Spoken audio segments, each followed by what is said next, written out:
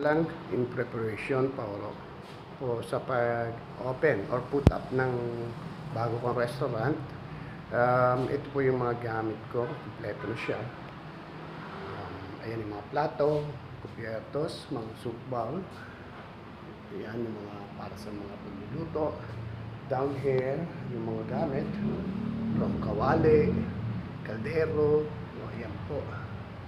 And ito yung aking pinaka rice cooker. Dito naman sa side na to, ito yung aking mga sizzling plate together with yung patungan. And sa ilalim yung mga tray, exhaust fan. Wala pa kasi ako napubuhang pwesto. Ito naman yung pinakakalan at ginagamit. Dalawa siya. Okay, nasa stock room kami ngayon. Ito yung aking freezer na gagamitin. At the same time, ito yung counter. Yan. May upuan. Ito po yung mga table.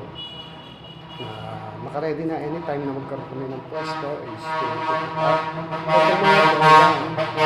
ito yung mga side table na ginamit. At the same time, yan yung mga upuan niya.